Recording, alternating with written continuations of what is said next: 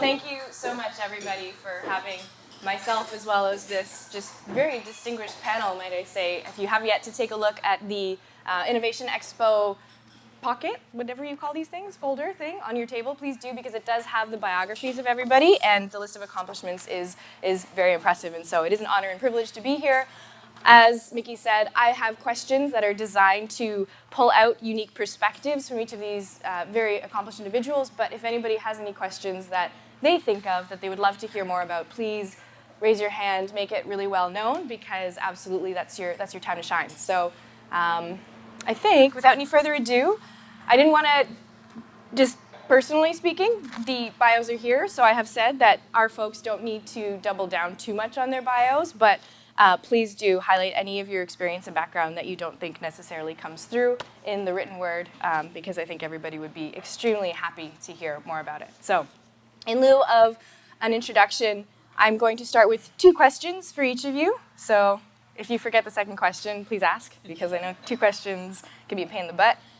First and foremost, in what ways are you responsible, or that you contribute to, or do you contribute to, innovation within your organization or your community, first and foremost? So in what ways do you contribute to innovation or are responsible for it? And then second, what techniques do you use to ensure that your organization is innovating the right way? So we'll go down the panel, make it a little bit easier for everybody, but Ruben first. Okay.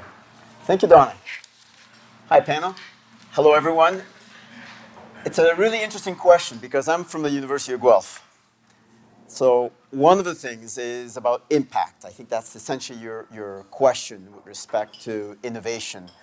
What I do is I teach a course at Guelph that addresses every BCom graduate. So everybody who graduates from the University of Guelph and Bachelor of Commerce actually has to go through my course, which is a Corporate Social Responsibility course. So during that course, I focus on what kind of innovation do you think students will actually make an impact from the sustainable viewpoint. And the big field assignment is to send them into the community and talk to different industries across their community and find out what the innovations are, and then tie that with some of these social impacts that we are trying to address. The Sustainable Development Goals, some of you have heard of them, some of you have not, but essentially goals that address the environment, social, and profit motive. So that's how I make an impact. And as you said, I've forgotten the second question. Techniques, urban techniques. Yeah. How do I do it? Yeah, How do I do very it? good. Actually, how do I do it is very straightforward, because one of the ministry requirements in the province of Ontario is to focus on experiential learning. At this level, 3rd, 4th, and 5th years, what they are trying to do is go beyond just the academia and put their practice into play. So most of my students are business, but I do get quite a bit of environmental governance people. I do get engineers. And I get them to practice what they talk about. So I get them to actually go out and understand what is an innovation. Is it technical? Is it social? Is it business? And then how does that relate to making something happen good for our society? So that's how I do it. You make them walk the talk. Exactly. Yes, excellent. Very good. Jess. So my name is Jess. I'm delighted to be here today, and thank you for the invite. I feel like I'm the fraud up here, and I'm going to tell you why I want to get off with Jess first, is because I invest in innovation, but we don't actually do the innovation ourselves. So I'm the CEO of a new angel organization that's bringing together 3 established angel groups. I've got my colleague Michelle in the back with me, so she can answer any other questions. But we're bringing together G10, which is Kitchener-Waterloo, Guelph, Angel One, which is Burlington, and then Southwestern Ontario, bringing the angel groups together into one larger group to simultaneously syndicate and to invest in better deals and make it easier for the entrepreneurs to build around and get investment. So the reason I say that I feel a little bit like a fraud is because we're not doing the innovation ourselves, although in our world, our new group is considered innovative because the groups have always been very standalone. So now to have entrepreneurs applying to one organization, 3 different locations, working together, and the simultaneous collaboration right away is somewhat innovative certainly within Ontario. So that's a new model that we're working on. And in terms of my role within the organization, the techniques of how to make sure that innovation is important and is right I like to look for the long term. So again, we're not manufacturing anything, we're not creating a tangible product, but we're changing business processes. So if you go back to the innovation, an early definition of innovation, it often is about changing business processes, changing practices, and changing the way things are done.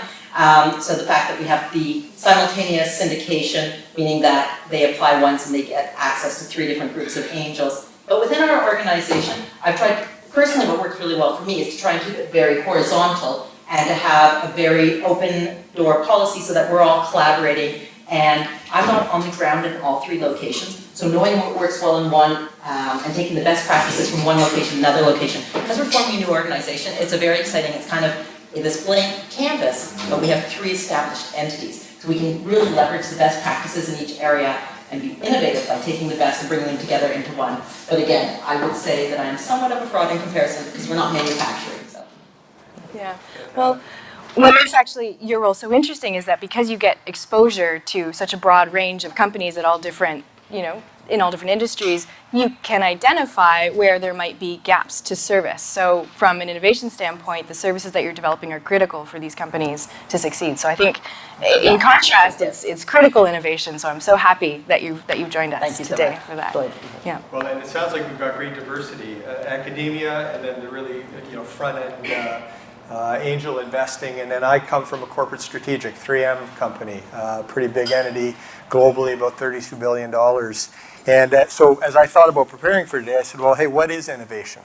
And my premise is that if I put all of us in a separate room, we'd probably together come up with a great definition for innovation. So what I did is I leveraged the best innovation and research that's out there, Dr. Google, and I said, what is the best definition of innovation, right? And it was interesting because they called it a process. And I believe that it is a process. And they say it's a process of taking an idea or an invention and translating it into a product or service that delivers value that a customer would be willing to pay for. And I thought that was really interesting because there were some component parts in there that I thought were spot on. Customer. At 3M, we put customer at the center of our innovation agenda, and it really focuses a lot of our effort. If I'm being critical, the one thing that I'd say was missing from that definition is innovation is a team sport, and a big part of it's failure. You talk to guys like Elon Musk who will say, hey, if we're not failing, we're not innovating enough. And I think Thomas Edison said, hey, I haven't failed, I just found 10,000 ways it didn't work. So it's a long kind of journey. In terms of what I do around innovation at 3M, there's kind of 2 buckets. I'll call it the internal innovation agenda, which really centers on, I've had the privilege of working and leading a number of new product development teams at the front end. And then I also, in Jess's world, I work very closely with our corporate venture capital team based out of the US, looking for startups in Canada. So that is kind of what I do. In terms of techniques, I would say it's more process than technique for us. Starting with that customer at the center and really clearly defining the problem that we're trying to solve. And it can be a broad problem, it can be a narrow problem, but as long as it's well scoped and you understand the component parts of it, that's really important. So I'll say insights driven. For us, in innovation and new product development, it's making sure that the customer's part of that journey.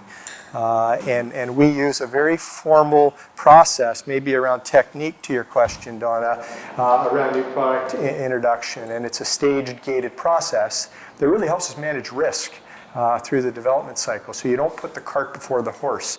Somebody has a great idea and you build a factory, there's a few process steps that happen in between. And I think that graduated, consistent language and methodology that you bring to development really adds a lot of value. And it allows you to say no, right? You kill projects.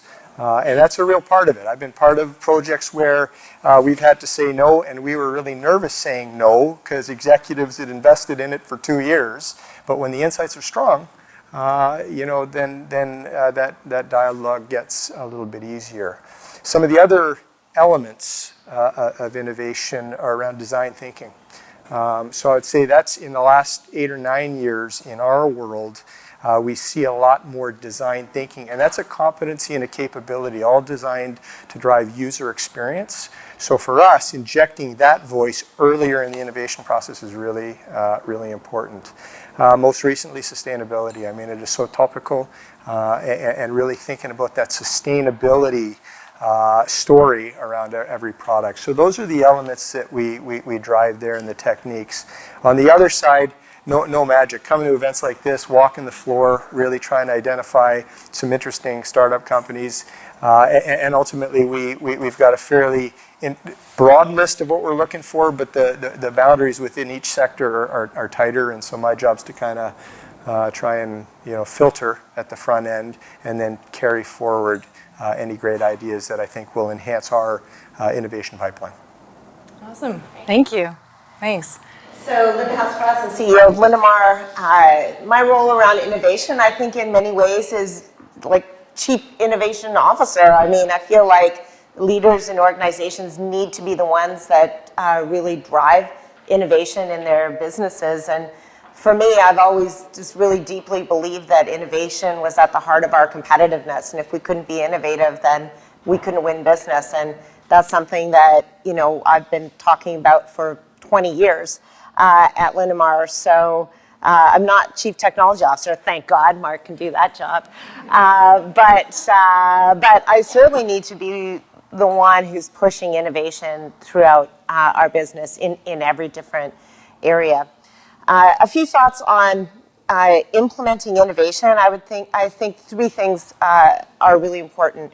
The first is to look at the full product life cycle. I think too often we innovate around one little slice of a product's lifetime, and we think that we're coming up with great solutions, but in fact we're creating issues at other points in the cycle. A great example is the current massive change we're seeing going on in the automotive industry around propulsion. And so many people believe that battery electric vehicles are the product for the future. But in fact, a study came out this summer that showed that over the full product life cycle, from manufacturing through to end of life, that the emissions, the CO2, grams of CO2 per kilometer for a battery electric vehicle is actually higher than that of a diesel vehicle, which is, again, higher than that of an LNG vehicle. And people just don't understand that because they're looking at a little slice, they're looking at the car, the sort of tank to wheels emissions, and when that's zero, they think, awesome, that's what we should do. But they're forgetting about the fact that the majority of the world's electricity comes from fossil fuel. And it's interesting because this study, which showed, it compared the Tesla Model 3, I think it was, a Mercedes diesel and a Mercedes LNG. And it was done in the context of the energy infrastructure of Germany, which is about 45% fossil fuel. And in that analysis, Tesla came in at around 170 grams per kilometer, the diesel around, I think it was 140, and the LNG at around 100. So dramatically different.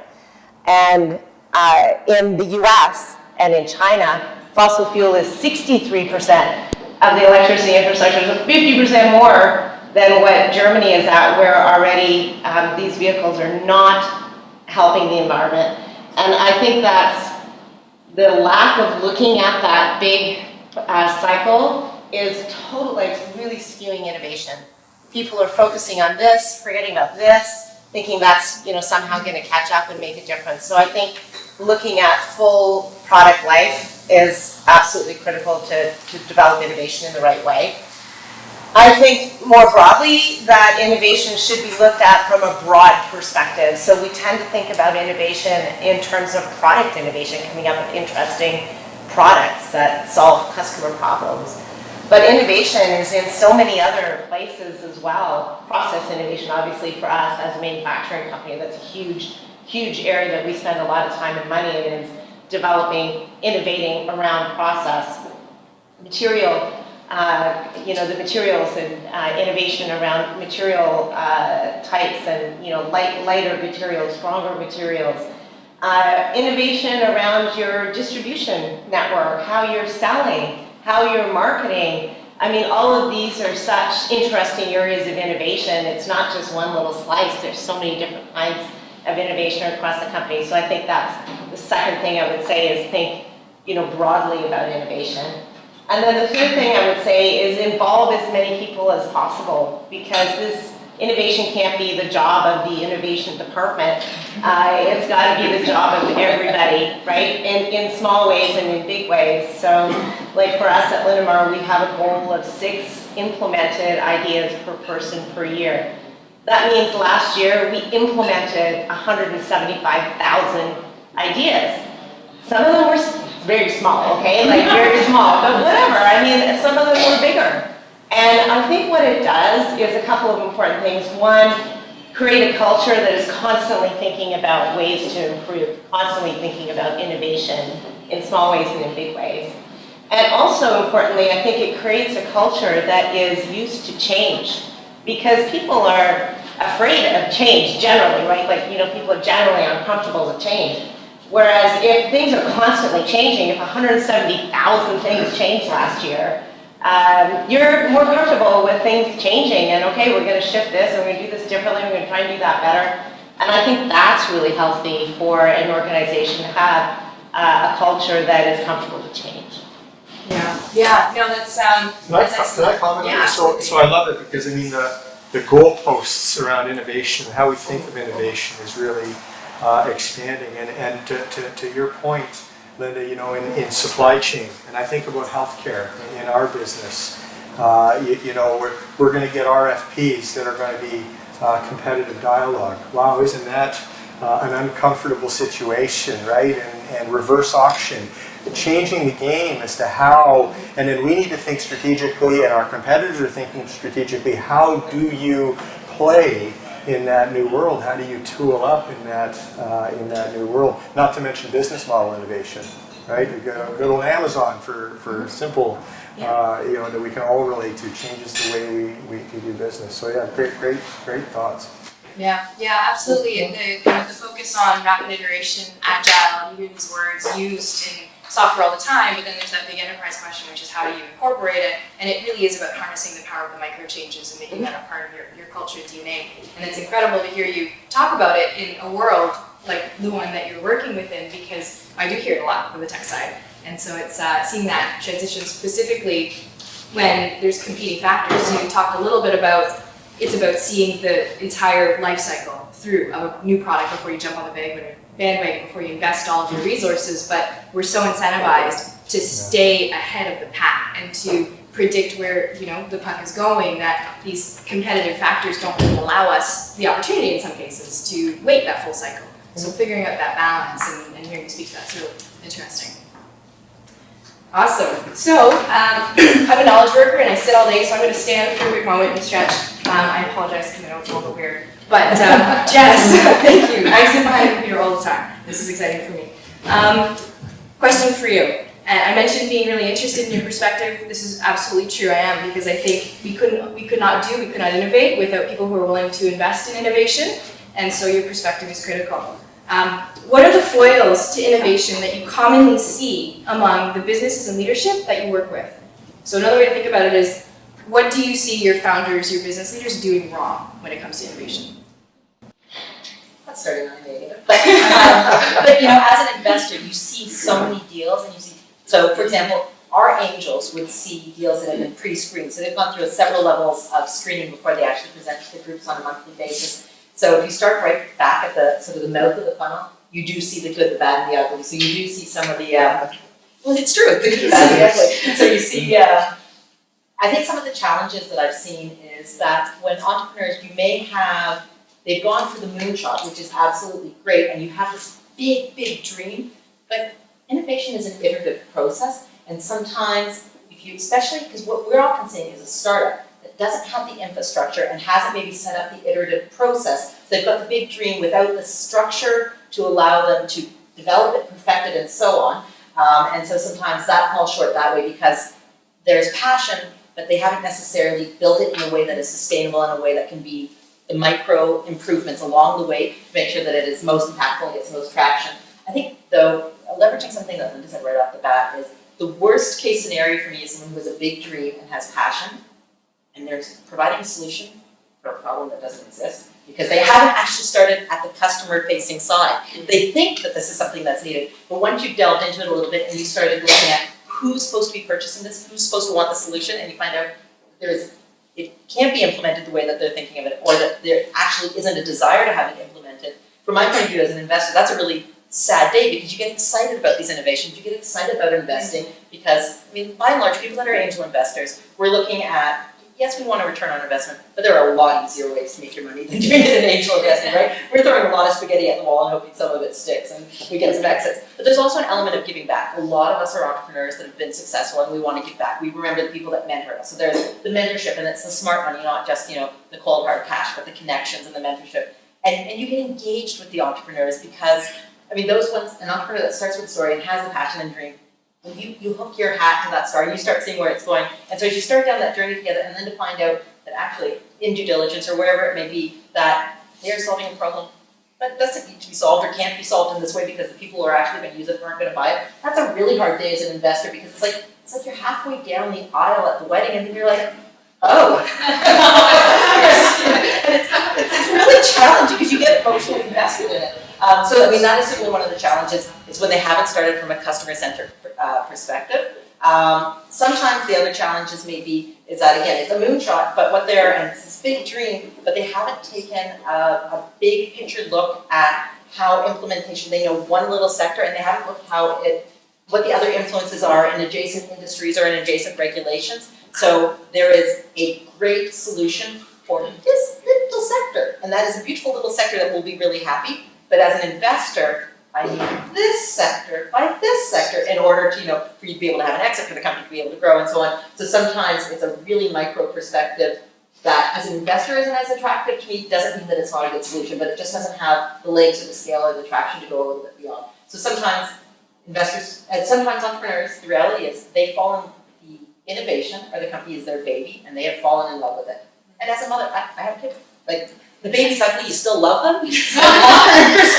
they like their babies, and they stick with them a very long time. And sometimes they're not open to other ways of innovating or other ways of iterating, because they've fallen in love with this one way of doing it. And so outside advice isn't always open. Yeah.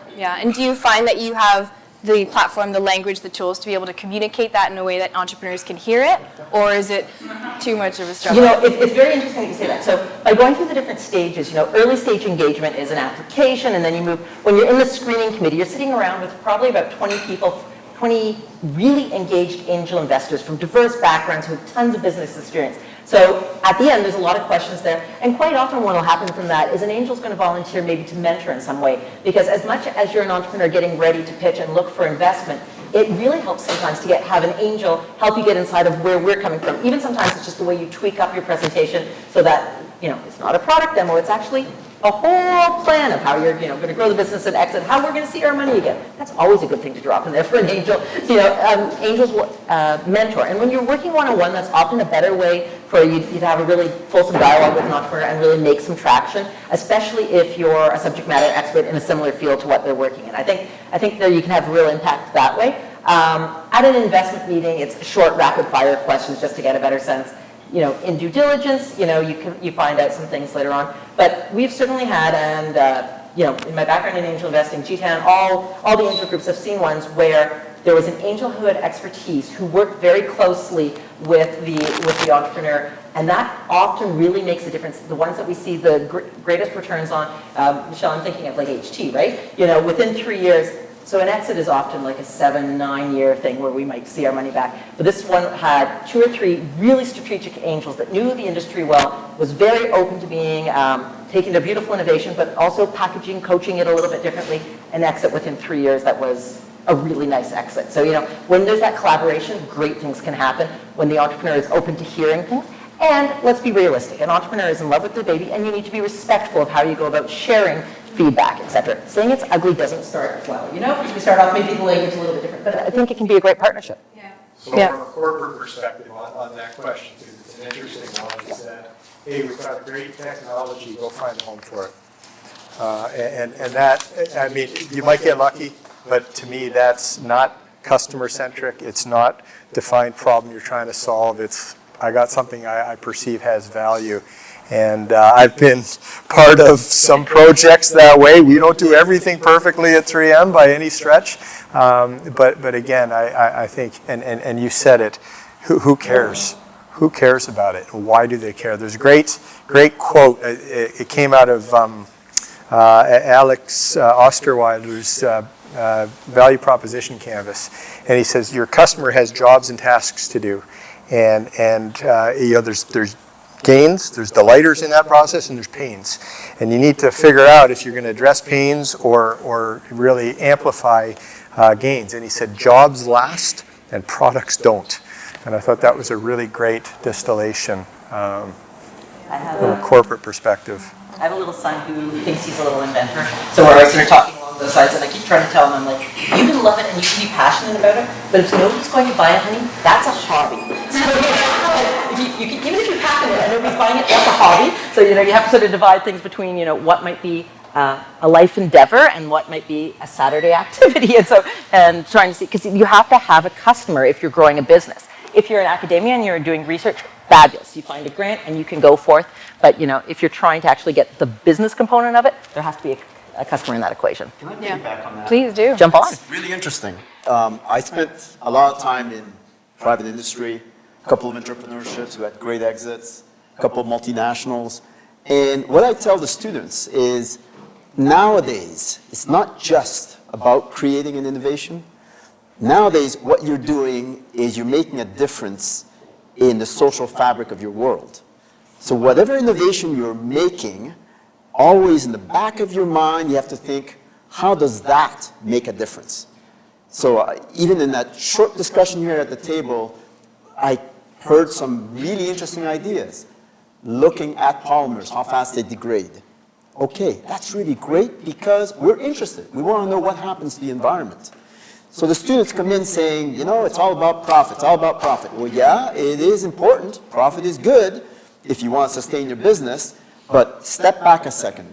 As an innovator, because I had a couple of different things that we were successful at, we thought initially in our own DNA, what is going to happen? Not just who's our customer, but how does it impact our customer?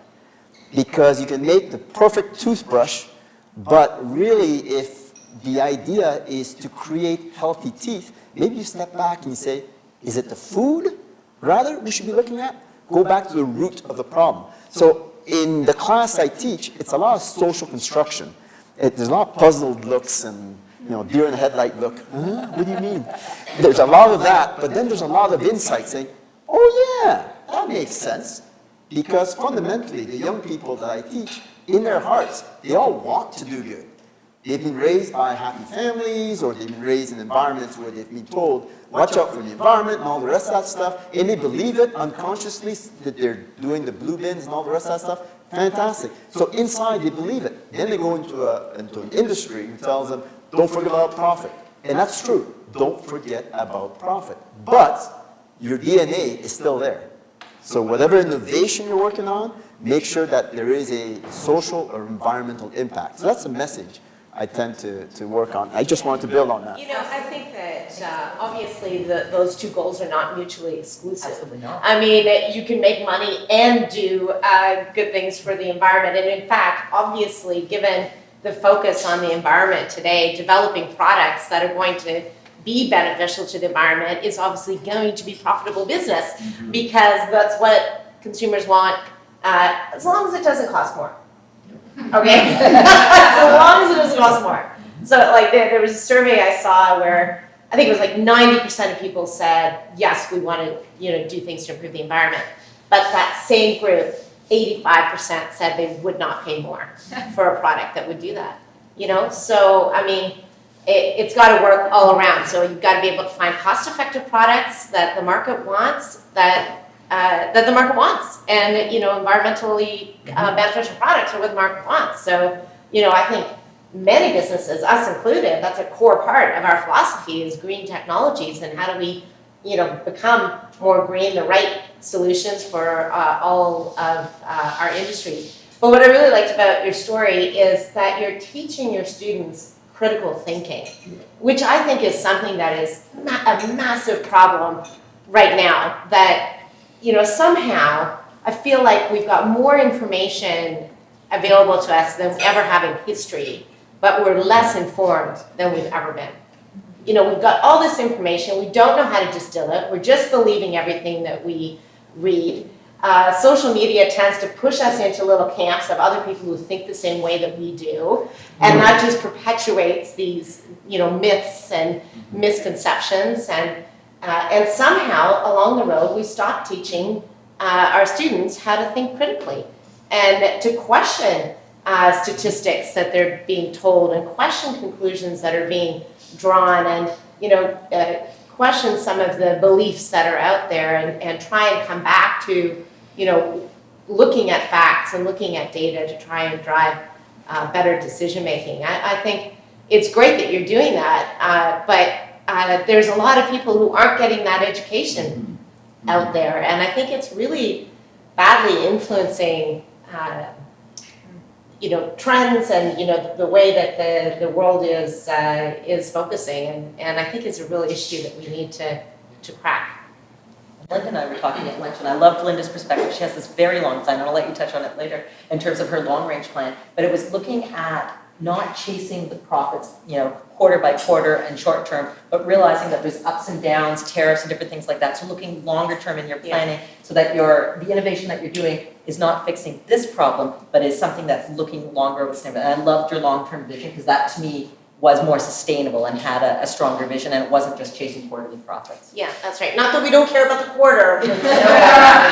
We're here, we care, but like, we are trying to focus long-term and make good long-term strategic decisions, not reacting to short-term things that by definition aren't gonna play a role 5, 10, 15, 20 years from now, where we still want to have a sustainable business. Yeah. And where the challenge is, I mean, you've obviously earned an opportunity to think about it this way, because you've grown a business, you've seen it go through its ups and downs, you've got the experience, you've got the success, and that's a part of it. How do we then communicate that it doesn't necessarily have to be through trial by fire that you earn the opportunity, rather you have the permission to start sustainably from the beginning. And it's something that needs to be changed at the education level. And it's a difficult challenge, because arguably you can do that when it's a sustainable organization, but that's not actually true. It's just one of those myths we tell ourselves. And so what is the bridge between them? And that's up to you to solve. Excellent. Yeah, thank goodness you're here. That's actually kind of an interesting question you're putting there. What I tell the students is, and with apologies to investors, as an innovator, as long as you can, keep your money. Put your sweat and tear into your work, as long as you can. Because when you find an investor, if that investor is an angel investor, they'll be with you all the way. It's fantastic. But I've been in some innovative firms where we had 3 investors. One of them was, yeah, long term, go for it. Another one is, what the hell? I want to be out in 3 years, get going. And the third one was, yeah, okay, well, let's see what happens. So you're pulled multiple ways. Okay? So what I tell, again, from the viewpoint of innovation, first of all, you have to believe, you have to be passionate. If you're passionate, you'll sell it to anybody. Internally, a multinational, at a big corporation, you'll sell it. But not only passionate, but also be realistic about what you're trying to do and own it as much as possible. Let it be yours. Then when you're going out looking for funding, do it strategically as to why are you looking for funding. Is it to actually grow the business? Because why? Because where is it going to go? You're talking about the long term? Yeah. What's the purpose that you're doing this? Okay, is it just to sell 100,000 widgets, or is it beyond that? It's because I want to make my community happy, my social fabric happy, or I want to satisfy a specific need that addresses today's environmental, social, and of course the profit motive. So that's why I wanted to comment on that. Not all money is good money. Absolutely. Yeah. As a startup, and you know, I can't speak directly to the angel world. I haven't played there, but when you think about how agile and nimble startup companies are, and then they engage with a company like 3M, we think we're being agile, we think we're being quick, but the timelines change, right? and agendas change, and there's a whole bunch more people that can say no. So whether it is angel, whether it's corporate VC or private equity, understanding what they're bringing to the dance beyond the money is just so critical. What do you need? I think you got to create your own milestones, frankly. I think you need to know what those milestones are and always have a tight story on the development to commercialization.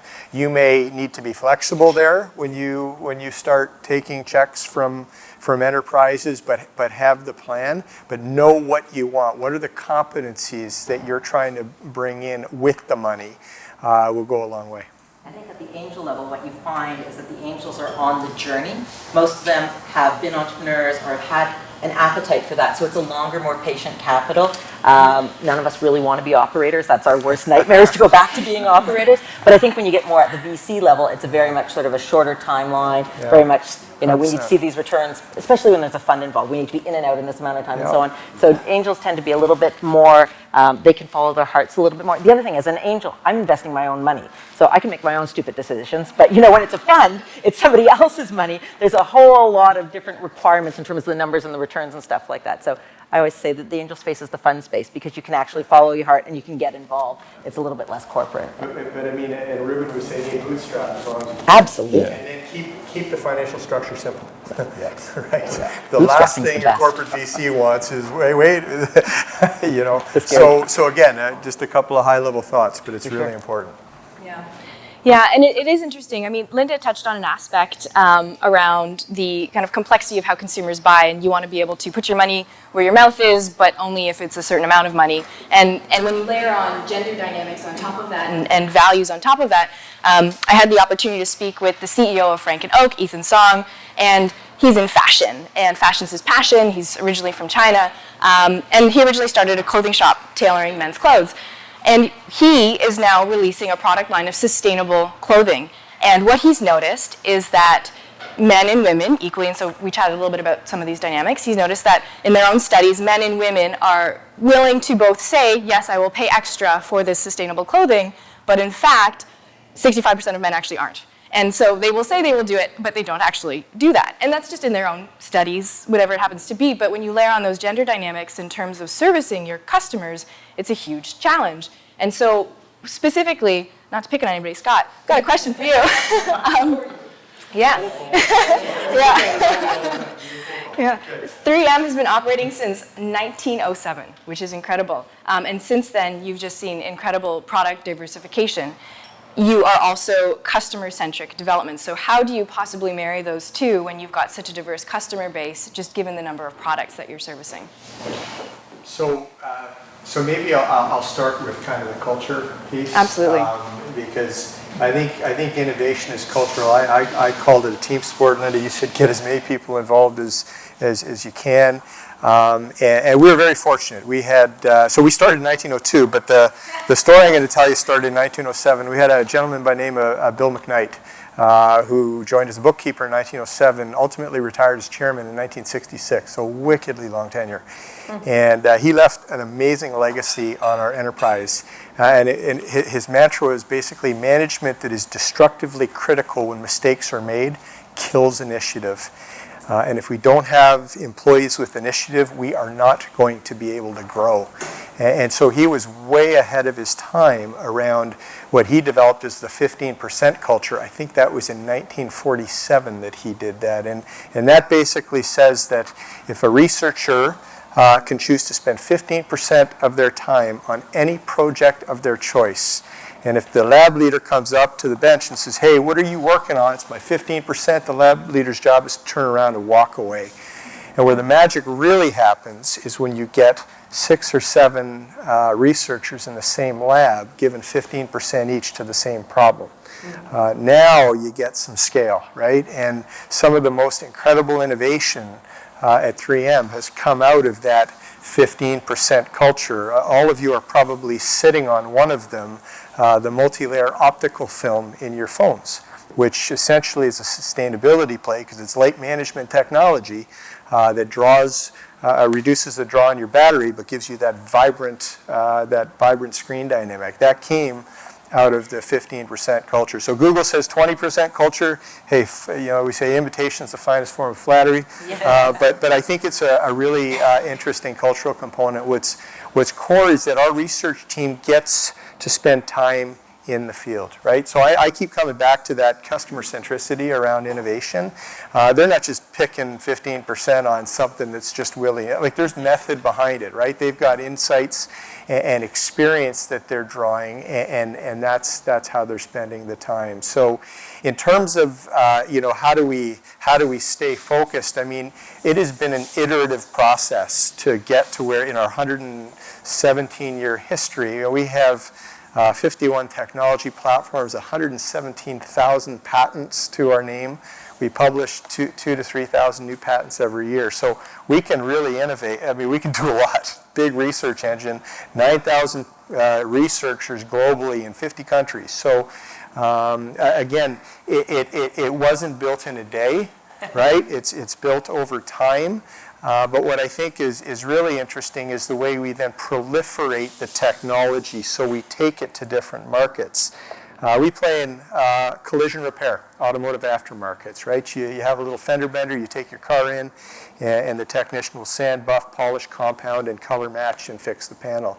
You get a cavity, you go to your dentist. Okay? They're gonna sand, buff, compound, polish, color match. Same technology. Okay? Now, if you got a really big dental practice, you buy from Napa, you get the big boxes, but seriously, that's what we do, right? We take those technologies and those applications and we apply them to new end markets where we already have presence. And that's one story, but there's dozens of those around. So because that's how we keep our eye on the ball, because the global business teams at the divisional level have their horizon charts. So as an enterprise, we know where we're trying to innovate, what is coming next, what big problems are we trying to solve, and that's how we stay focused. And it helps me when I look at the startup communities. What am I looking for? It's broad, but it's not. Yeah, you know what I love about your story, that 3M has been innovating since day one. Linamar's been innovating since day one. The first day when my father figured out how to automate a lathe with my mother's washing machine motor. Yeah. I mean, she didn't like that. But he liked it. And you talk about the 15%. Google makes a big deal out of their 20%. It's like something they came up with. They're a new economy company, and we do this, and it's like, and we're like old economy. Like it's so crazy. I mean, companies that survive are companies that innovate. That like us, like 3M. And a lot of other examples out there. And it's not about new and old and tomorrow's technology and yesterday. Like companies that figure out how to take the latest in technology and turn it into something for the future, just like you've done, like we've done, are the new economy and the companies for tomorrow. And I find it a little frustrating, this whole like us, them, like you're a disruptor and I'm a disruptor and you're not. Like, what is that? I mean, it's just innovation. It's innovation that we've been practicing since day one. I actually, the whole concept and word of disruption I find really irritating, because it's just innovation. It's like, just thinking about a new way to do it. That's what innovation's been since day one. But somehow if you can be called a disruptor, that's fantastic. When so many companies have been doing it for so long. Yeah, Gutenberg was a disruptor, right? Pretty impressive. Totally changed society, right? But nobody called him. Exactly. Somebody's got to write a new business book, though, right? Disruptive innovation. I mean, we have to be agile right out of the blocks. In 1902, we started. So the 3Ms are Minnesota Mining Manufacturing. Not everybody knows that. It was in Crystal Bay. They were going to mine corundum. It's a really hard mineral to make grinding wheels for abrasive. And what they pulled out, I think it's called anthracite. It was really soft mineral, worthless.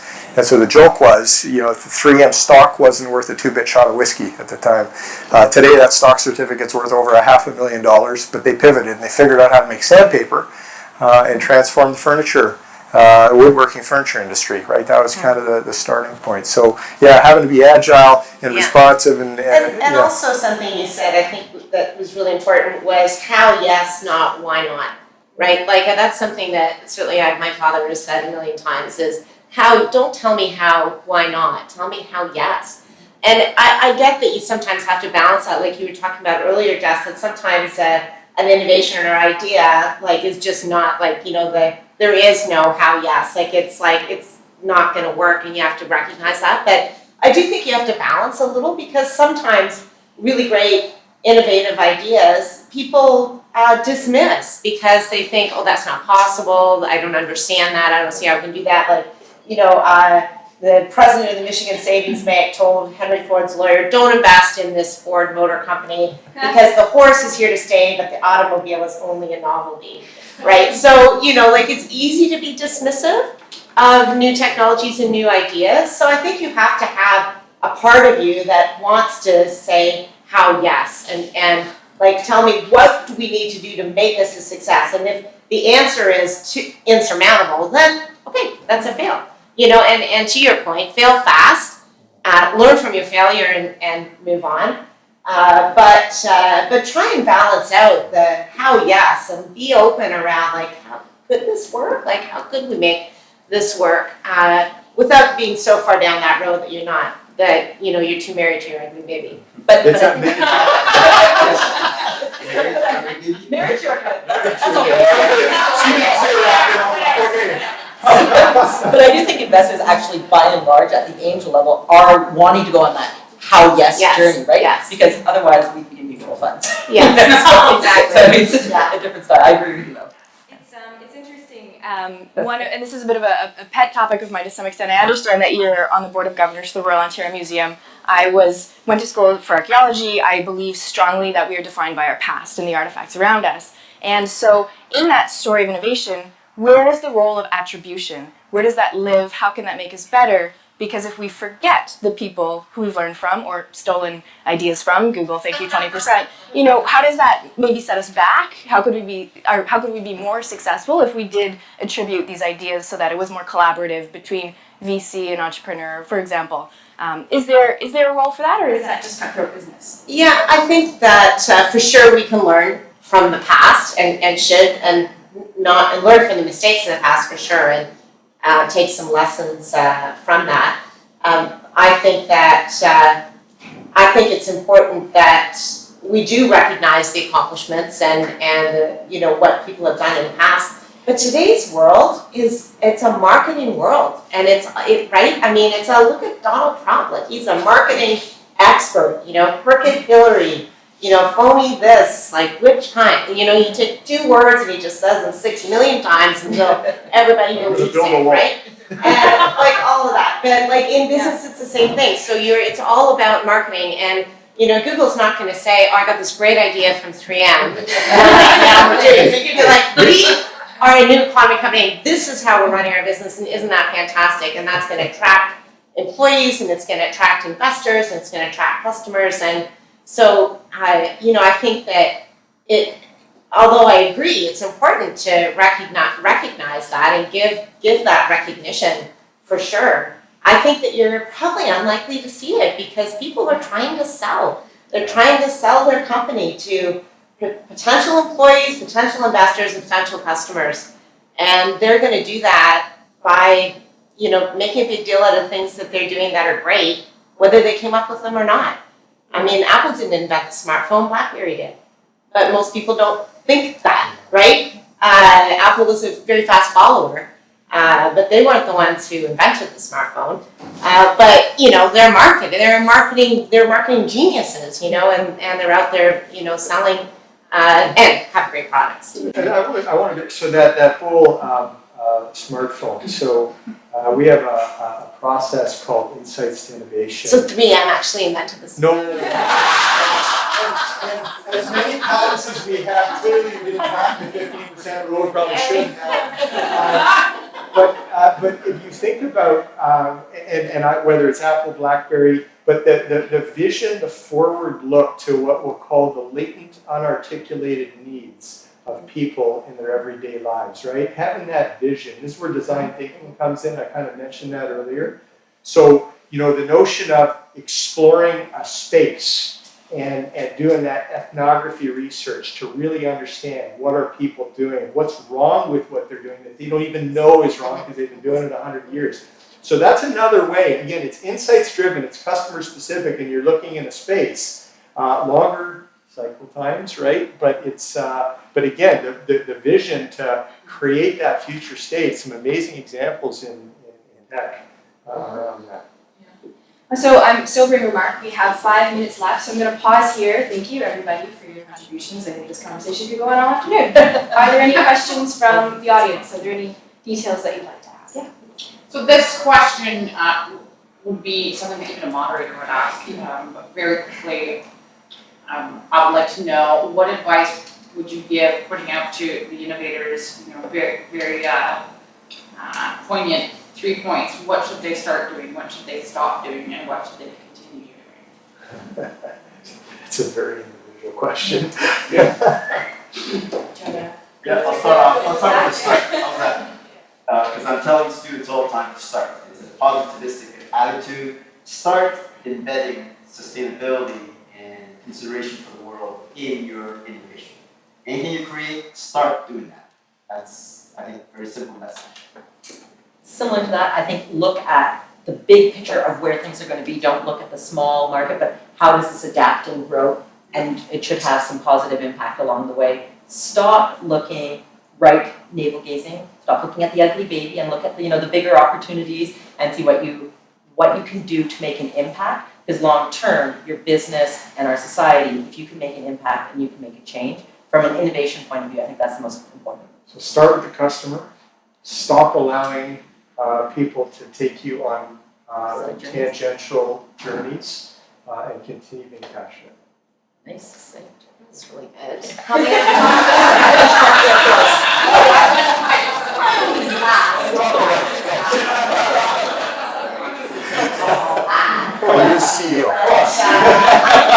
guess I would come back to some of the things that I was talking about. Like I would start thinking bigger picture. I would start challenging the consensus a little bit and using more common sense in thinking about things. We have these wild,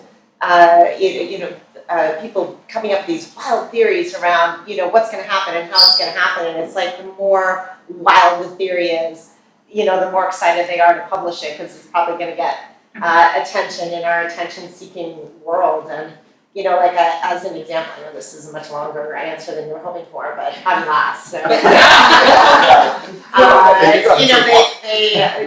I read a study that we only use our cars 10% of the time, so in a fully automated world, which by the way is a long way away, but anyhow, we're only going to need 10% of the cars, which is ridiculous, okay? Most of us need to get to school or work between 7 and 9 a.m.